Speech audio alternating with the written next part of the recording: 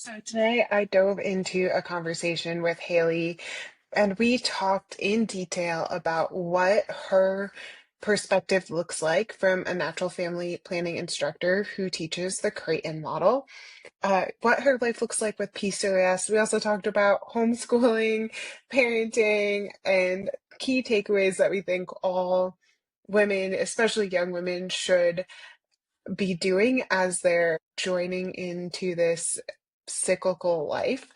It was such a great conversation, and I'm so excited for you to listen in and hear more about Haley.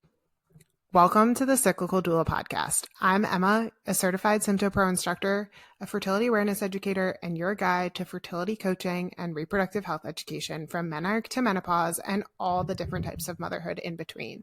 If you're seeking a natural, science-backed approach to managing your fertility, understanding your cycle, or simply connecting with your body in a new way, you're in the right place. Each episode is designed to empower you with the tools, knowledge, and confidence you need to thrive in your unique journey. Quick disclaimer, this podcast is for educational purposes only and is not medical advice or individualized charting support. For specific guidance, please consult with your healthcare provider or fertility awareness instructor. Now, let's dive into today's topic.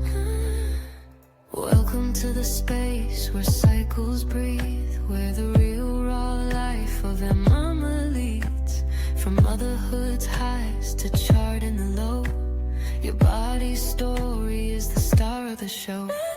Matriarch heart. I'm so excited to have you here today, Haley. Why don't you take a moment to introduce yourself, tell us a little bit about who you are and what you do. Yeah, thanks for having me on. I'm really excited to be here. My name is Haley Yeager. I am in Arizona, and I was not born, but I was raised here. So I can't quite call myself a native, but very close. Yeah. I am married and I have 3 kids, 5, 3, and 1. So life is very full and it's great. And it's very unexpected all the time. Totally. And I love it. I have been a natural family planning or fertility awareness-based method teacher, instructor, for the last, I guess it's been 8 years almost now. And I started by teaching SymptoPro, so sympto-thermal method. And then just about 2 years ago, I became trained to teach the Creighton method of natural family planning.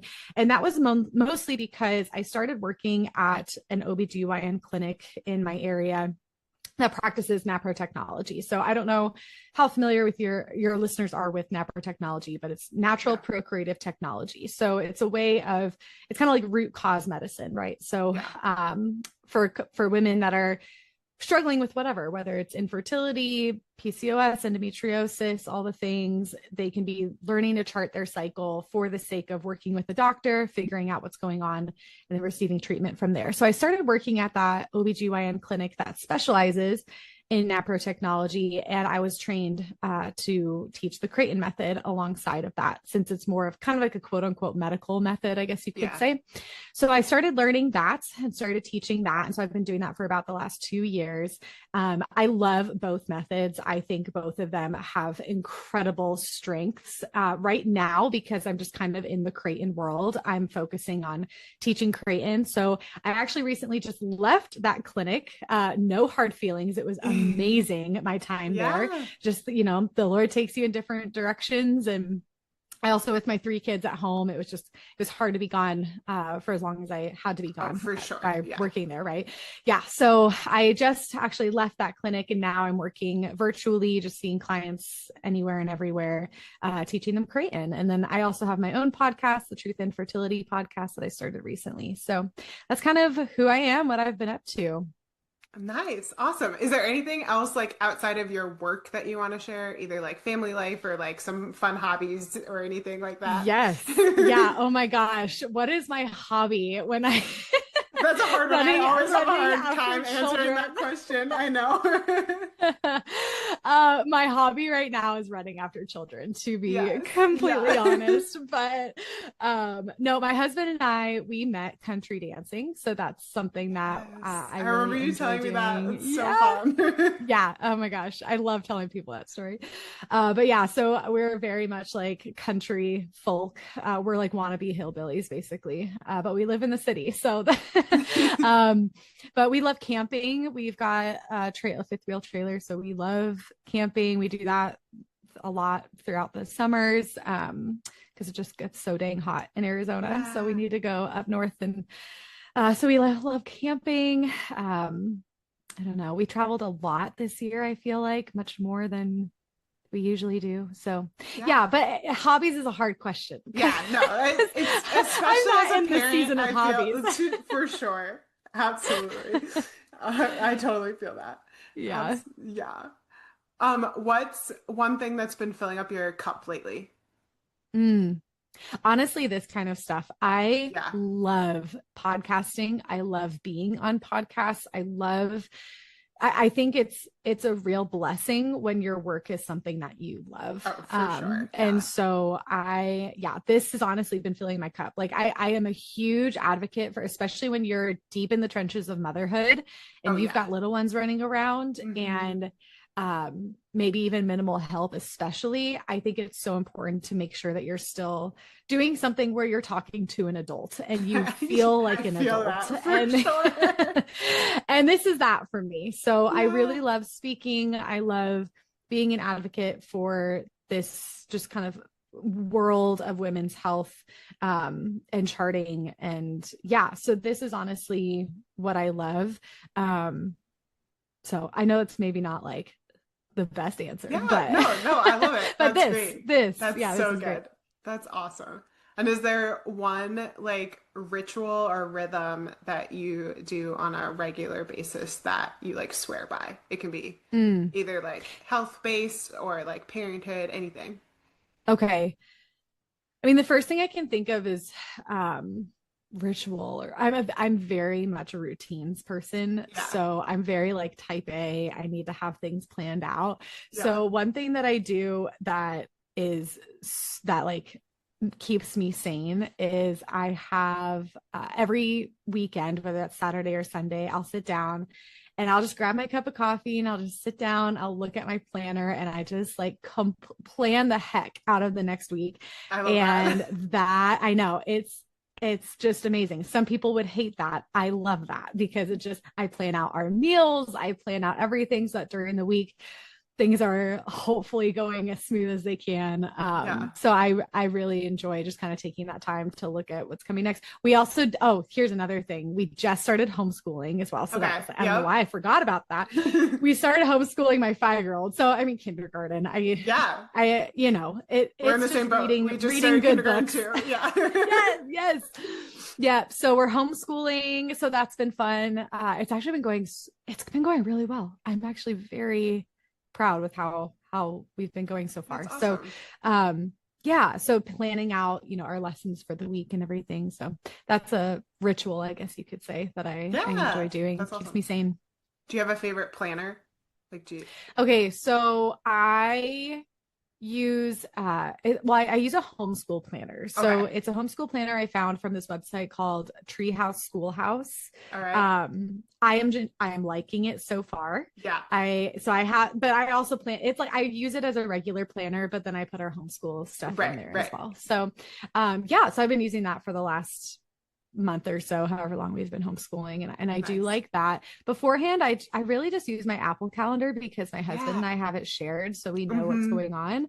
But usually what I do is I'll sit down at the beginning of the week, look at my Apple Calendar, and then transfer all the things that I have going on that week to my paper so that I just kind of know what's happening. And then I'll fill in other things like what the heck am I cleaning this week? And what am I making for dinners this week? And what, just to try to keep something, my house looking somewhat like it's not a tornado hitting it every week. So anyways, so that's what I do right now. Yeah. I'm like totally agreed. I like am a paper planner at heart and like love writing stuff down, but the way that my business works and like sharing calendar with my husband, like everything needs to be electronic or else like nothing would ever be scheduled appropriately. Yeah. Yeah. So yeah, I've done that before too, just like writing it all down. Uh-huh. I love that.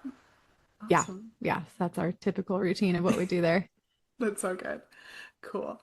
What's been your favorite part of homeschooling so far? I know you Ooh, just started, but that is a really good question. I think the first thing that comes to mind is I think just seeing, so my I have a boy and two girls. So my son is my yep. oldest. And I think it's really just seeing his gifts come to life. Yeah. Like he has such a math brain, Cool. and which is interesting because my husband and I actually both are math brains. And then it kind of runs in our family. And then my dad is an engineer, my mom is a math professor. So it's like math just kind of like is in the bloodline for us. So seeing him like we are typically doing like 2 to 3 math lessons a day just because he gets it so because he quickly. loves it. Yeah. Yes. Language arts were a little slower at that, and that's fine That's too. totally He cool. doesn't need to read.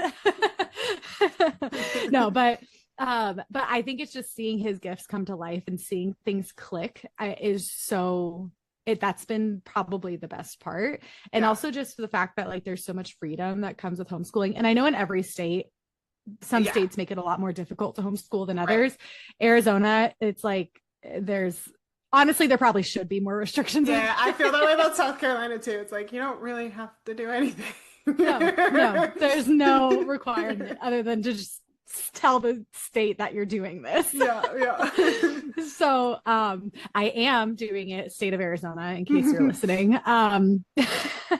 But yeah, so we don't have a whole lot of requirements. So there's a lot of freedom. That's great. And so yeah, just kind of seeing him thrive in that. And I also think too, because I really enjoy scheduling and routine, it's really put like a structure to our day, which I really enjoy. And I think it's helpful for my kids too, just to kind of know what's coming next. Sure. And it's even felt weird, even on the weekends, it started to feel weird that like, oh, okay, we're not sitting down. Like actually this last Sunday, we were eating dinner and my son looks at me really quick and he's like, we didn't homeschool today. And I was like, God, it's Sunday. It's Sunday. We don't have to. Yeah. And so it's just, it's become kind of part of our structure. Sure. And I really enjoy that too. I like that a lot.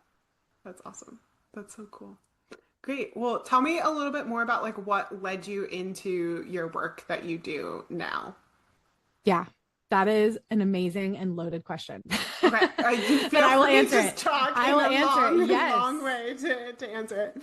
Yeah. So the story really starts when I was 16. I had always had irregular periods. And by the time I'm 16, like most of my friends have periods that are regular. And so I remember going to the doctor, or I told my mom about it. And my mom was like, well, let's just go to the doctor and see. And I did not grow up in a household that my parents did not use like any sort of natural fertility charting or anything. So I didn't grow up really in a household that knew about that or talked about that. And so I ended up going to the doctor. And what happens when a 16-year-old goes to the doctor and says she has irregular periods, she gets put on the pill. Right. So that's what happened. Right. And it made me so moody, Emma. I was not the same person. Oh, and no. I was on it for like 2 months and I just couldn't do it anymore. Yeah. So I got off of it and I didn't really pursue anything else. I was just like, I don't like this. We're going to do something different.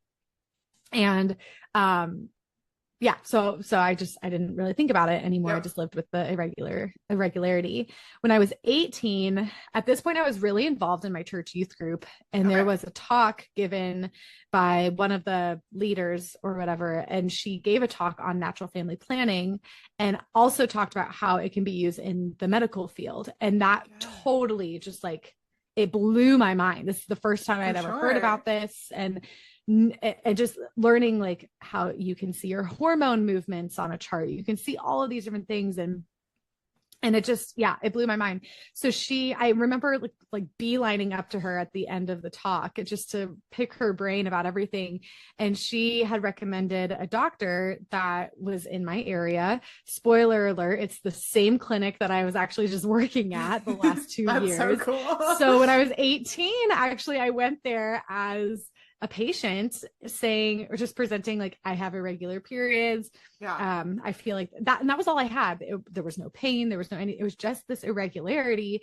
But especially by 18 years old, you really should be regular at that point. And so Yeah, they and had when me, for some sorry, yeah, people go who on. don't know, like when you say irregular, what are you talking about with that? Yeah. So I just never knew when it was coming. Like Yeah. Okay. it wasn't even like a monthly thing. It was like I could have it every 6 weeks. It could be another 8 weeks. Then it could be Yeah. 10 weeks. Then it could be another four. Like it was just It was all all over over the the place. place. Yeah. Yeah.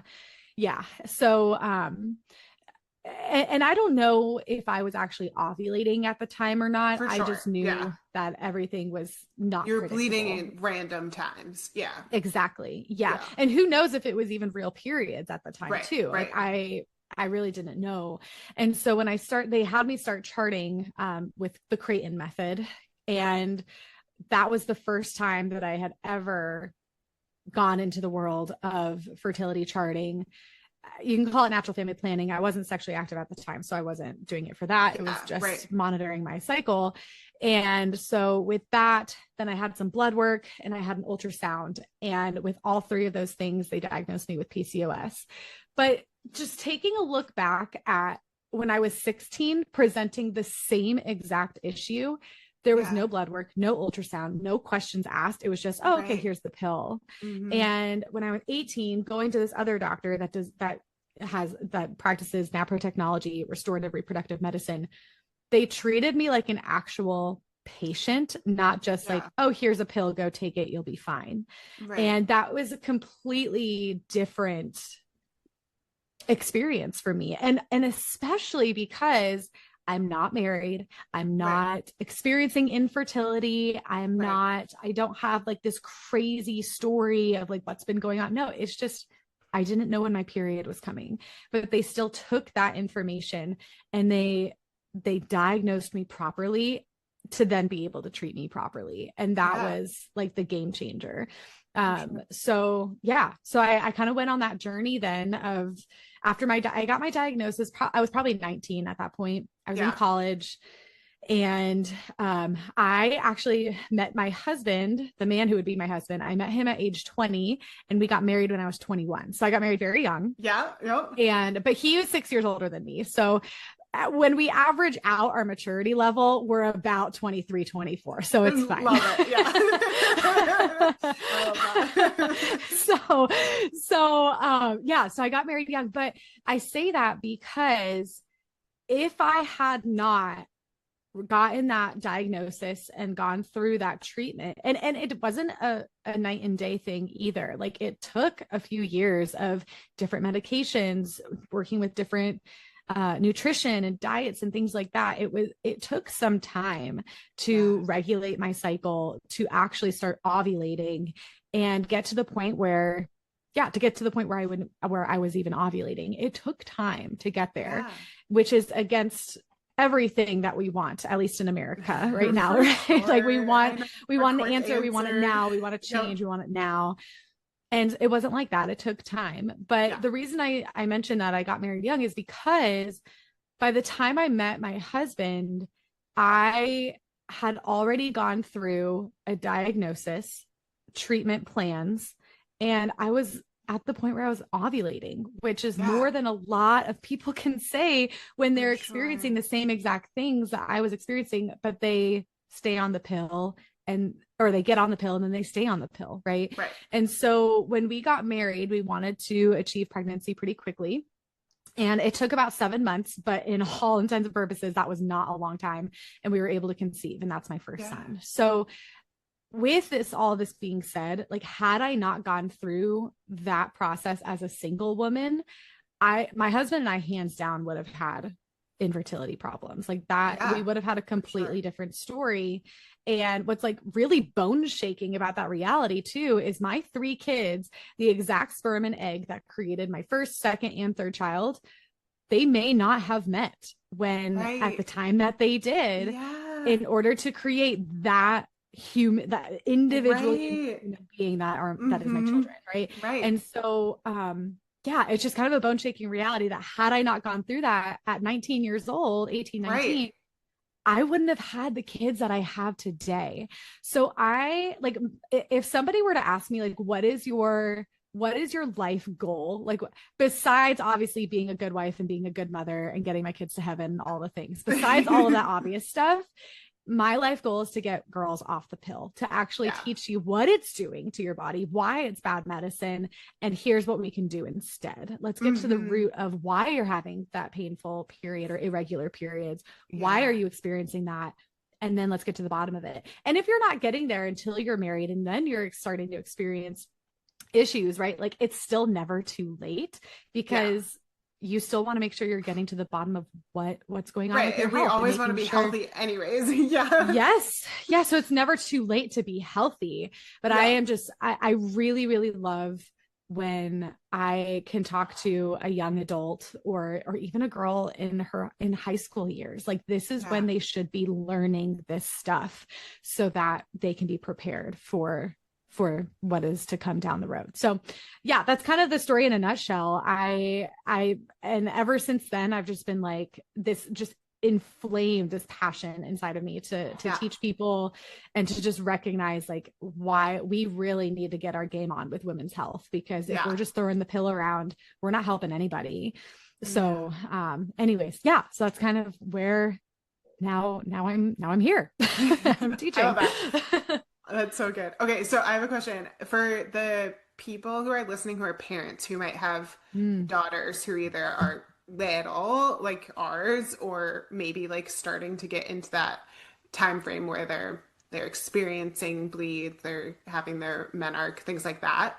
What's your like number one like suggestion to a parent, other than like, especially if like they don't know how to chart yet? Like, what are, as a parent, like if they're not charting, what's your suggestion of how to like get their daughters this knowledge well?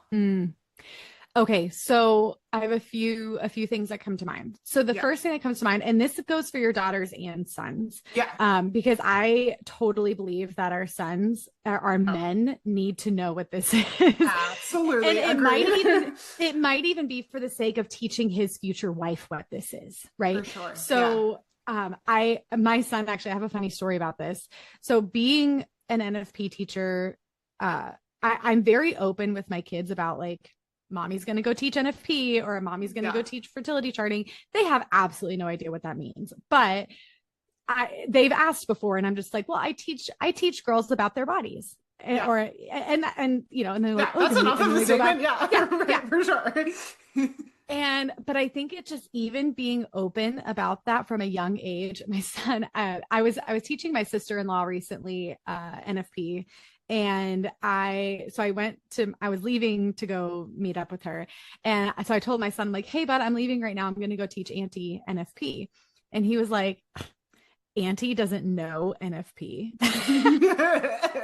I was like, yes, okay. In your world, everybody knows this. And that's where I want to keep you right now. Yeah, absolutely. I'm not going to break that bubble just yet. Yes, for sure. Yeah. And so I think if your kids are young, I think just being open with like, I mean, obviously giving them age appropriate information, but just saying like, hey, this is, even talking to your sons, saying, I don't know if I can say this, if you want to edit it. You're good. That's fine. But like saying, like when you're in the bathtub saying, hey, that's, if he's asking, right? Say, that's your penis. Those are your testicles. Like using the actual language. For sure. Because when we don't call our arm a noodle thingy from our torso. Like we don't call it that. We call it an arm, right? So if we're making funny names for our genitals, what does that portray? You know, that kind of shows like there's a stigma behind it or something weird behind it. So we call it a penis, we call it a vagina, we just call it what it is when they're young and they're asking what that is. And that happens at a very young age. What I've recently learned. Yes, absolutely.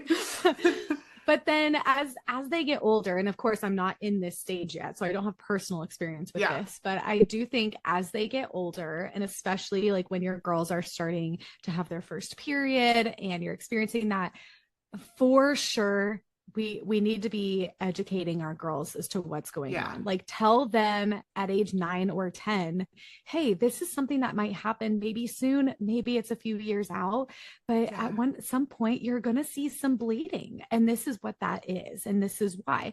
And if you yourself are not knowledgeable about that, there are so many like oh, what's the word I'm looking for? There's so many like different programs online for mothers and daughters. And I don't have any off the top of my head. Maybe I can find some we can put in the show notes, but yeah, that sounds good. Like do a program for you and your daughter that leads you through that to talk about, like start that conversation, because then that conversation can lead a lot more easily into the sex conversation when they get old enough and it's age appropriate for that. Right. So it's like a very gentle leading into that. And so we're kind of planting the seeds as they're young to then go into that topic. And same for the boys too. Like when we're talking about, when we're using the word penis, we're using the actual words that can help lead into when they start to enter puberty. Like what is this change? What is going to happen? Preparing them before that actually happens,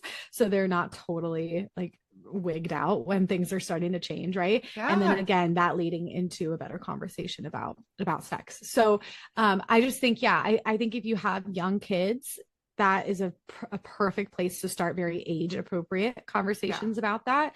And especially too, like just as they ask the questions, if they're not asking the questions, I probably wouldn't lead into that unless they're just too old to be not knowing what it is. Right. Yeah, for sure. But I would say like those are kind of the things that I would say really, if they're young, start using the proper language. If they're a little bit older and you yourself don't have the knowledge to teach them, do some sort of mother-daughter program or father-son program with them to be able to learn that together. And that can really elicit a lot of good conversation from there too. I love that. That's so good. Awesome. Let's see. What else? Because you teach Creighton, but you've also used and taught a sympto-thermal method. Like, what do you love either about both of them or like specifically about Creighton?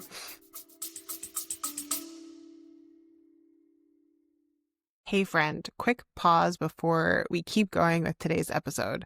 If you've been curious about learning to chart your cycle, but the whole thing feels just a little overwhelming, I made something just for you. It's my 14-day charting challenge. It's a completely free experience inside my private community. For 2 weeks, you'll have the opportunity to go through simple daily practices that will help you tune into your body's natural rhythms without pressure, without perfection, and without needing to know anything ahead of time. You'll get a chart to use, 3 short, confident building lessons, and a supportive space where you can actually start to understand what your body is showing you. It's all bite-sized and totally doable, even if life feels super full. So if you've been wanting to learn a fertility awareness-based method or just feel more connected to your cycle, come join us. You can sign up at the link in the show notes or going to my website, emma.com, and clicking on the free charting challenge. All right, let's get back to the episode. Yes. Okay. My Creighton people are going to shriek, but I love temperature. I love temperature. If Creighton took your temperature, I'd be like, man, this is the perfect method ever. Like, this is the best. I love temperature because it just gives such a peace of mind, especially for, I think when you have irregular cycles and and you have like lots of mucus here and there and you're wondering like, what the heck is anything, that temperature rise can be a really helpful indication that like, okay, I have ovulated, or I've had some sort of ovulatory event happen. I know that in about 2 weeks, I'm going to get my next period. Like once you see that temperature rise, it can just give such a peace of mind of like, okay, I know where I'm at in my cycle now.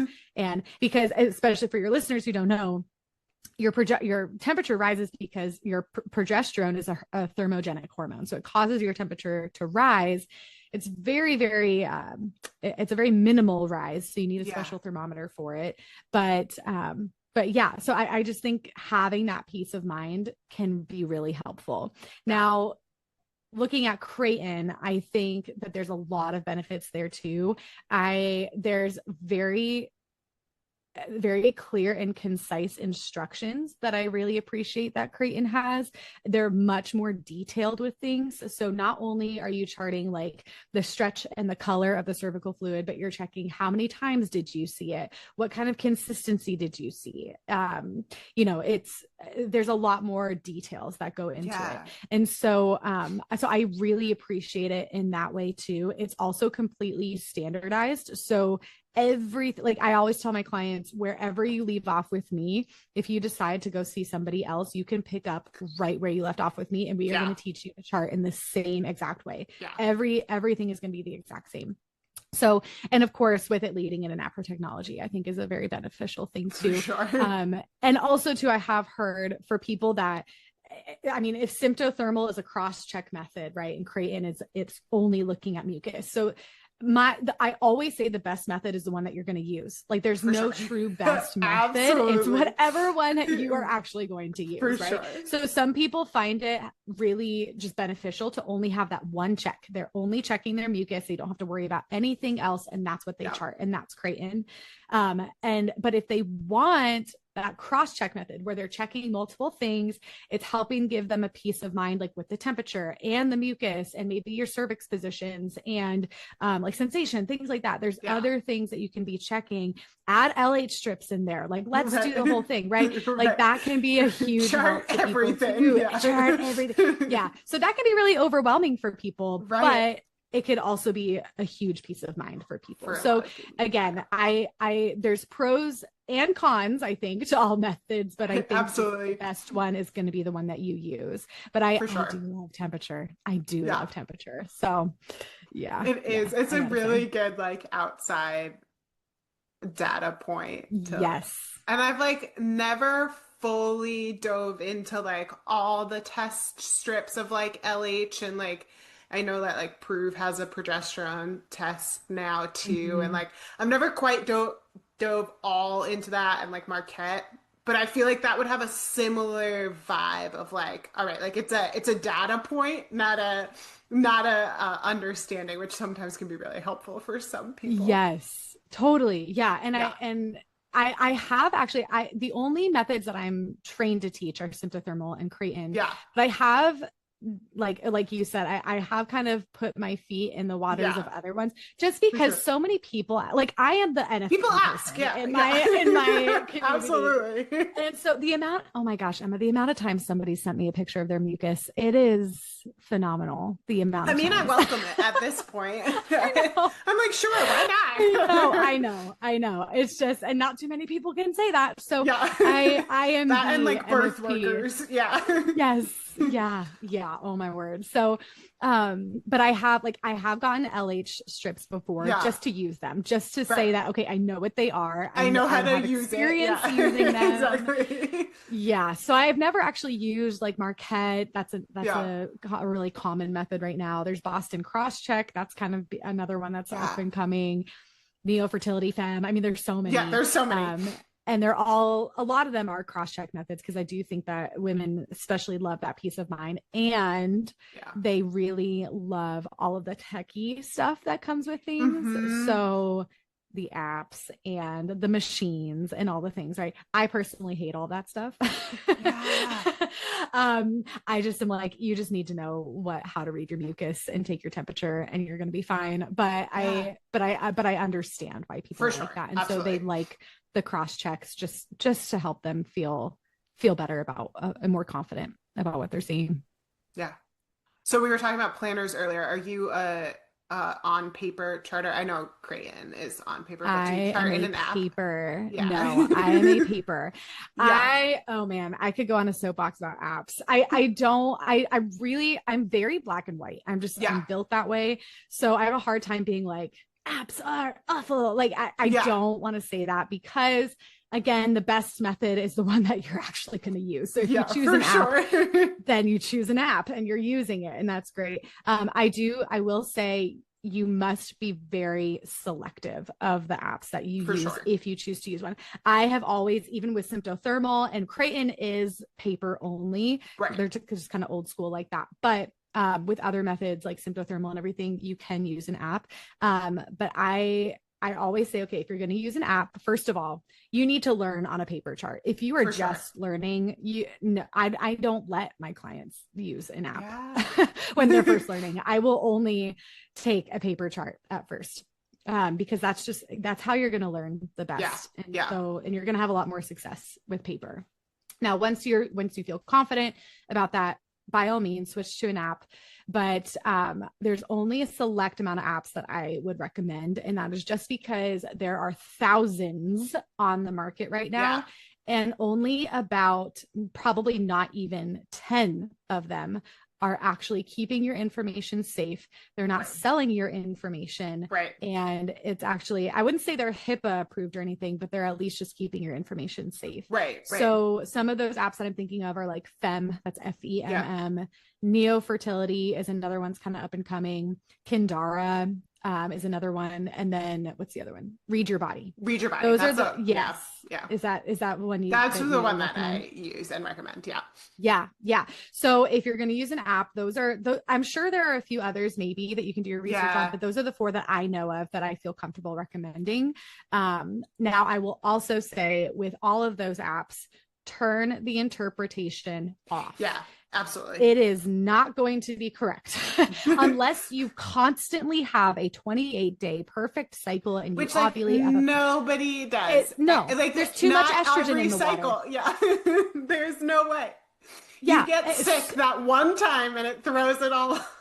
Exactly. And then the whole algorithm is messed up and it's just an absolute mess from there. It's using the rhythm method.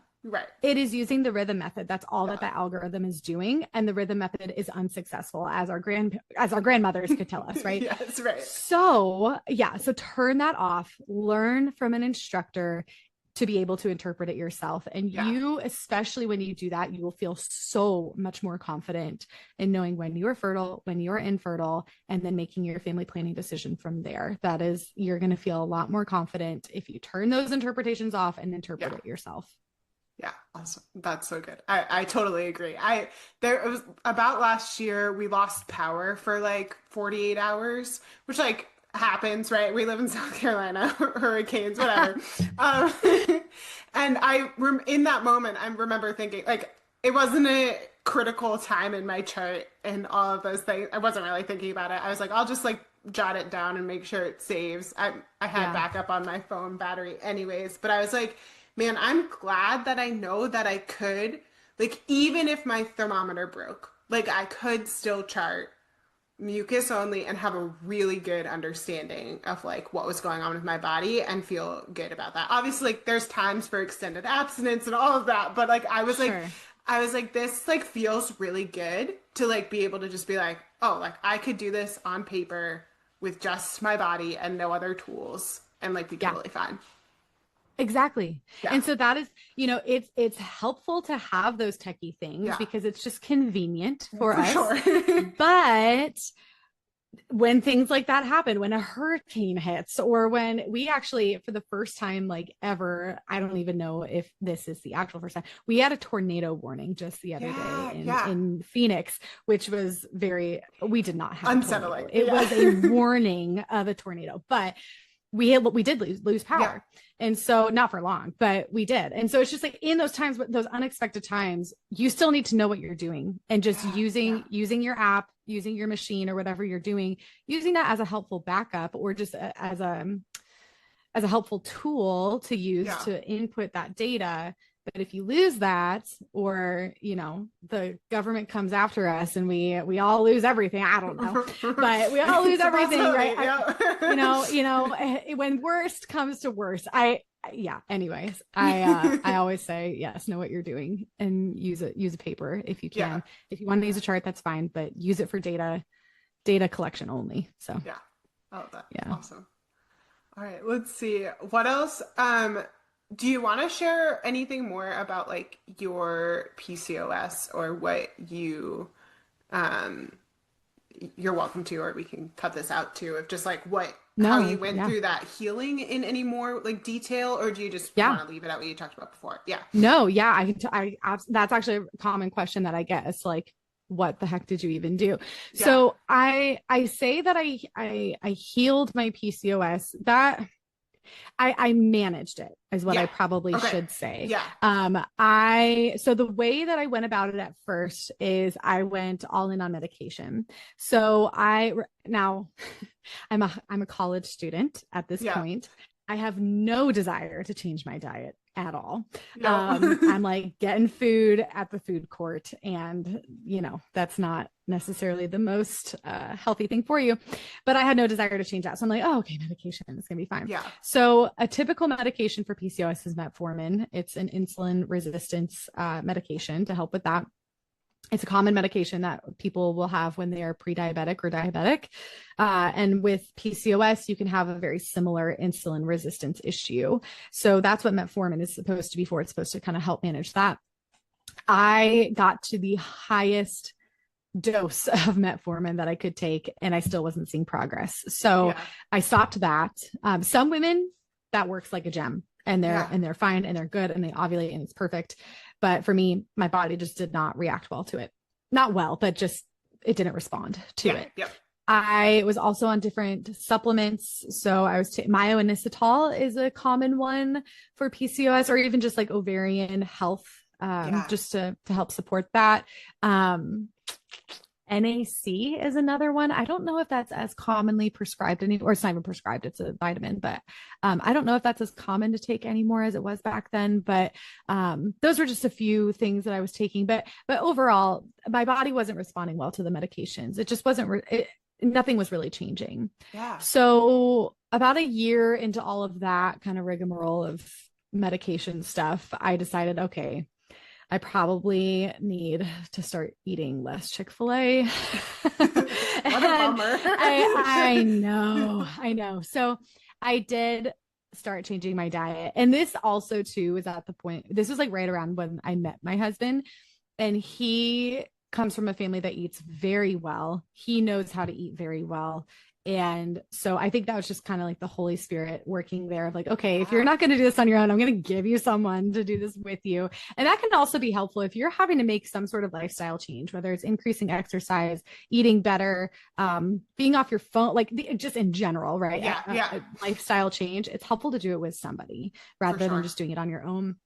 So that's kind of what happened there. So I did not go on any specific type of diet. I just ate healthier. So what I did eat was a lot more fresh. Like I was eating fresh fruits and vegetables, fresh chicken that I was seasoning and cooking on my own. Right. Yeah. I was eating a lot less carbs, a lot less sugar. So you could kind of look at it as like a keto or paleo or whatever. But really, I just overall eating healthier. And I was saying no to the sweets and saying yes to broccoli. I don't know. I was just, I was just making better choices. And that is what moved the needle for me. So I started seeing, I never got to a point where I was 28-day perfect cycle. Like that has not happened as of yet. But I did get to a point where I was fairly regular, meaning that for me, I was seeing ovulation happen on a regular basis. It was not as often. So like ovulation for most women will happen every month, once a month. I was seeing it happen maybe once every 2 months was typically what I was seeing. But that was still more than I could have said before that. So the diet change really, really helped. And so that at that point, I was ovulating. I could pinpoint the time of ovulation. And that's how we were able to conceive, because I said earlier, it took 7 months to conceive, but in all reality, that was about 3 or 4 cycles for me. Yeah. So, I just take my body, which is a pretty typical timeline for most people trying on days that are high fertility. Yeah, exactly.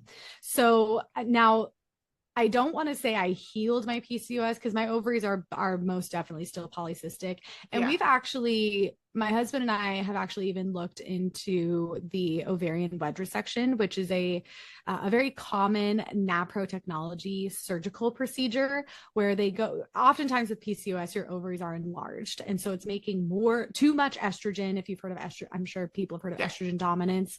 That's very common for PCOS. And that's a lot of the reason why you'll have a lot more mucus than you should. Maybe you're having longer cycles than you should.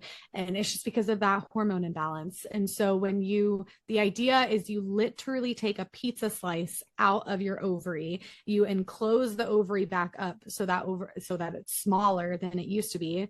Yeah. You are lessening the amount of estrogen that your body is producing, because if your body's producing too much estrogen, that's an issue. So you're trying to correct that and this is a very much a layman's explanation as to what this surgery is.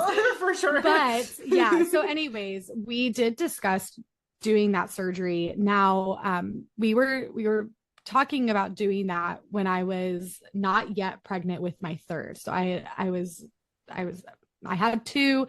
I was not nursing my second anymore. And we were trying, it took a little bit of time to conceive my third as well. And so we were starting to think about that. And actually what's funny is the doctor's appointment that I had where I was going to tell my doctor, hey, put me on your surgery list, was the appointment that I found out I was pregnant with my third. So that was just like, okay, here we go. All right. No surgery for me. Right. But that's still something that we think about. And honestly, I could probably say I'll probably have that surgery at some point in the future. My youngest is now 1. I just stopped nursing her a few months ago. And so it's starting to become another conversation.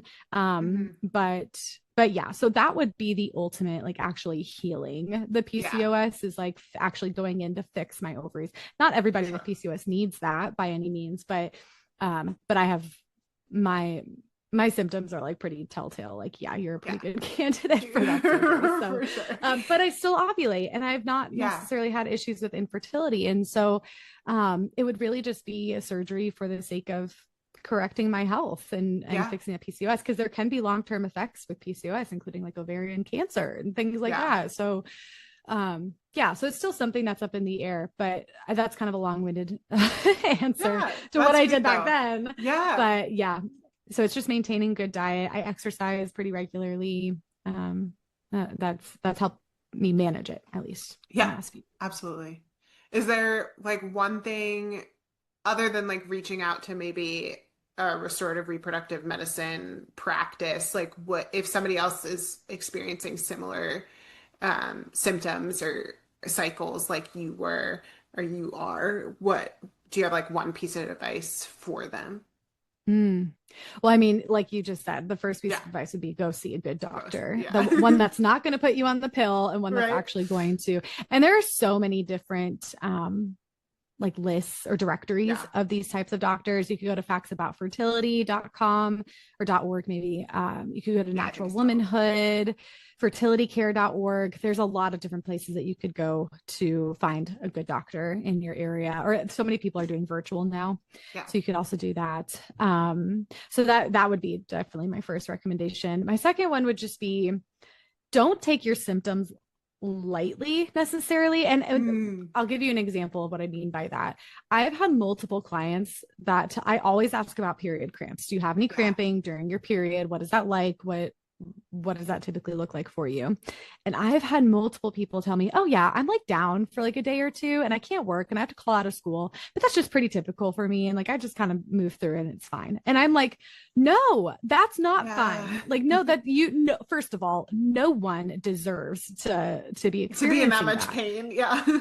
And people just think like, okay, this is the curse of womanhood and you just have to, bust through it until you're in menopause. Right. No, like this is something that's actually a superpower for women. Like our fertility is something that's so unique to us that gives us so much information, and we can hold a new human life within our bodies. Like just like ponder that idea for a second, like how actually amazing that is. And so when we're experiencing different symptoms like irregular periods, painful periods, I just don't take it lightly, because it could be your body telling you something. It could be your Yeah. body saying, hey, something's going on. Let's take a look at that. With every other form of medicine, we do that.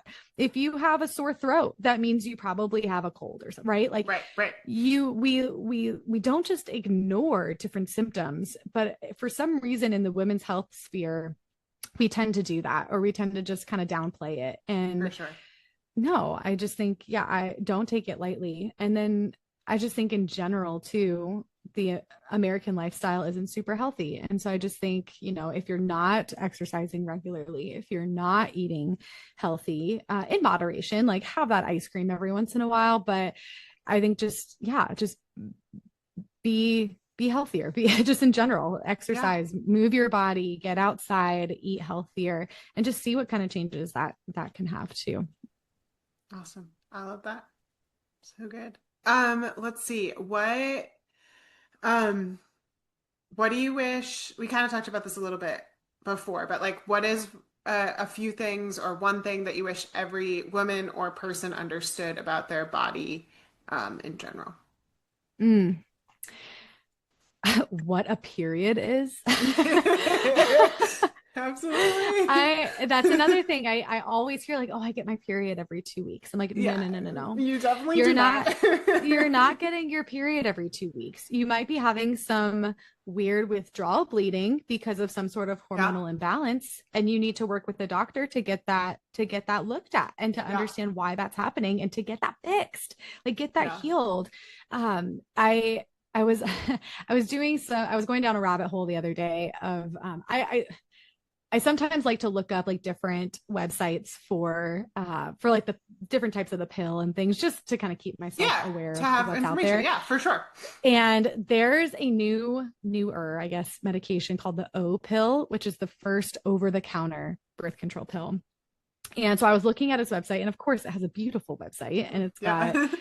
it's got a lot of reviews and everything. I was looking at the reviews, totally down a rabbit hole, and there were so many people that were saying good, I mean, good and bad things about it, but a lot of them said like, I get my period every 2 weeks and this totally fixed that. Or I haven't had my period in 6 months and now I'm getting it so regularly. I'm like, no, no, no. Like The this is pill not what's is not giving happening. you your period. It's just making you No, bleed. no. So if we knew what a true period was, which by Yeah, definition, a true period has to follow ovulation.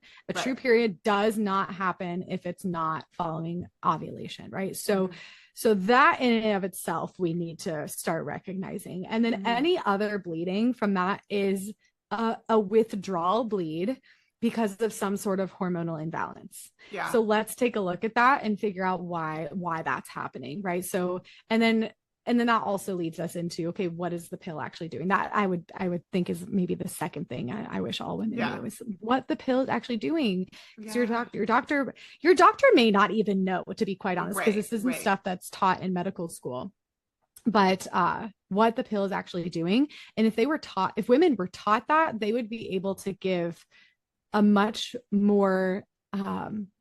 better consent to actually taking this pill, because Yeah. so many women don't know what it's actually doing. They don't know that it's going to be affecting your bone density. They don't know that it's going to be affecting your just your puberty, your development Yeah. as a woman, especially if you're Hmm. taking this as a teenager. They don't know the long-term effects of this. They don't know that it can cause endometrial cancer, ovarian cancer. Like they don't know this. And Yeah. so we really need to be informing more people about this, and why it's not a good option. Yeah. It's great. Yeah. So it totally needs to be talked about more. It's one of those things where it's there's a time and a place for it for certain people in certain seasons. And also like there's needs to be so much more knowledge on so many levels around it all. Absolutely. Yeah. Yeah. Yeah. Yeah. Totally. Mhm. Well, let's see. What to like wrap up, what's like your legacy that you hope that your work leaves behind or an impact? Oh man. I just want to teach more people about their bodies, about the Yeah. truth. That's why I called all of like website and my business and podcast, Truth and Fertility, because so many people are not being taught the truth about what's going on with their bodies.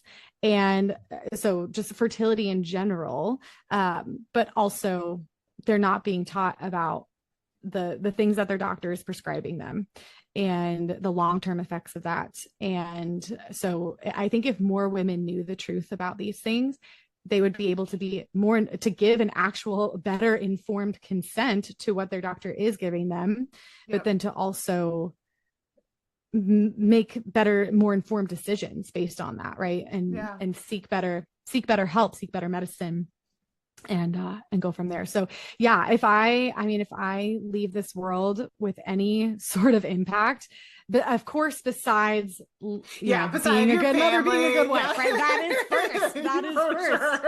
Sure. But aside from that, I would say I would love to get girls off the pill. I would love to get that 16-year-old girl off the pill. Let's actually figure out why you're experiencing, even if it's acne. Like, let's figure out why are you having so much acne, right? Let's figure that out. Yeah. Let's not shut down your reproductive system because you have acne. Why are we doing that? Right. So yeah, that would be the legacy I'd love to leave, is to be the woman that's anti-pill, I guess.